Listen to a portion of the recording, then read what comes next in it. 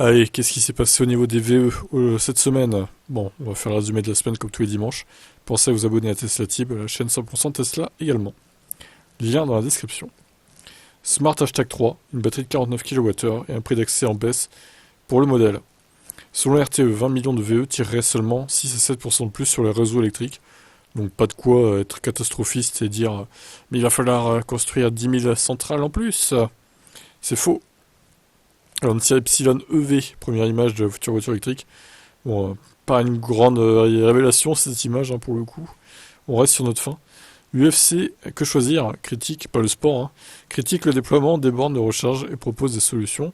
Citroën dévoile les prix et les niveaux de finition de la IC3. Donc il va falloir quand même rajouter près de 4 000 euros pour la version max. Mais bon, faut aller pas s'attendre à un miracle, de toute façon, voilà. Le prix d'accès de la version de base est déjà pas mal. Les boulangeries Marie Blacher se lancent dans la recharge rapide. Assez étonnant qu'une boulangerie, un groupe de boulangers là, se lance dans ça. Voici les finalistes de la voiture de l'année 2024. Beaucoup d'électriques au programme. Parmi les candidats, le gouvernement va tester la baisse à 3 kW de puissance des Linky de 200 000 personnes en mars, enfin, ou avant quoi. Voici combien coûte la ID7 en Chine. À peine 30 000 euros quoi, l'équivalent de 30 000 euros. Le PDG de Mazda, les voitures électriques ne sont qu'un effet de mode. Et qu'en est-il de Mazda et de son avenir, monsieur le PDG de Mazda, du coup?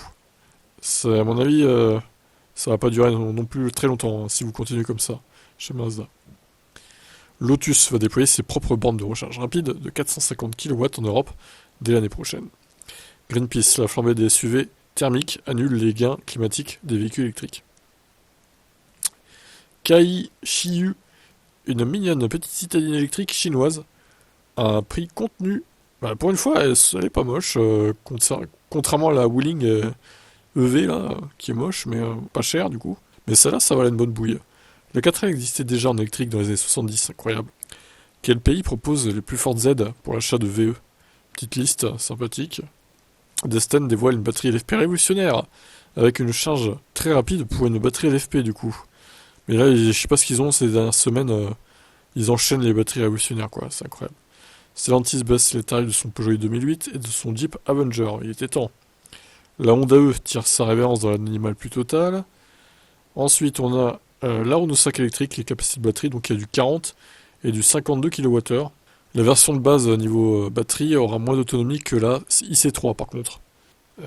Donc 40, ça sera autour de 300 km quoi. Et bon, on peut penser qu'elle sera un poil plus chère que la IC3 vu elle est donnée pour 25 000 euros hors bonus. Donc à voir, peut-être qu'ils arriveront à faire baisser le prix. Bon, le Cybertruck, voilà, on en a parlé en long et en large et en travers sur Tesla Tib, forcément. La Huawei Luxid S7, nouvelle tueuse de modèle 3.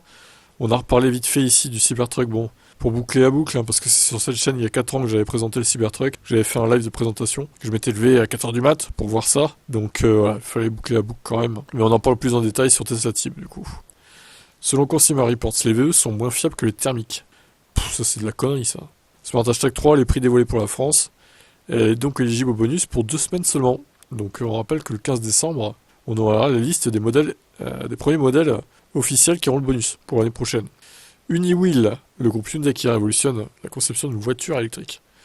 Bon, je vous avoue que j'ai pas tout compris du fonctionnement de ce truc, mais ça a l'air bien en tout cas. C'est le principal.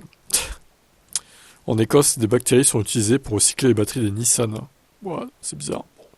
Toshiba dévoile une batterie qui se recharge en 5 minutes, avec une très longue durée de vie. Voilà, encore une batterie révolutionnaire de plus. Un BMW iX homologué avec 978 km d'autonomie, avec la technologie Gemini One. Eh ben mon vieux, il doit faire un sacré poids lui. Des antennes Free Mobile installées dans les bornes de recharge station E. Intéressant. Plus de 30 000 voitures électriques vendues en France en novembre 2023. Merci à la Model 3 Highland du coup. Et Fisker qui réduit encore une fois ses prévisions de production. Bon, une fois de plus, on n'est pas à ça près. On n'est plus à ça près. Loi IRA, Washington interdit les importations chinoises des composants de batterie. Ça c'est... Attention là, ça va aller loin. Ça va très très loin leur loi là. BMW vise une part de 50% des ventes de sa i5 en version électrique. Volkswagen confie à Mania la conception des SUV et pick-up électriques de sa marque Scoot. Et enfin, dernière actu, républicain vs démocrate, qui aime les VE, qui les déteste aux États-Unis. Bon, on a déjà notre idée hein, avec Trump, etc. Voilà pour ça. Je vous dis à demain pour la suite des événements. Et vu que sur mes chaînes c'est du non-stop, hein, tous les jours il y a des actus, donc voilà, vous savez comment ça marche maintenant. Ciao.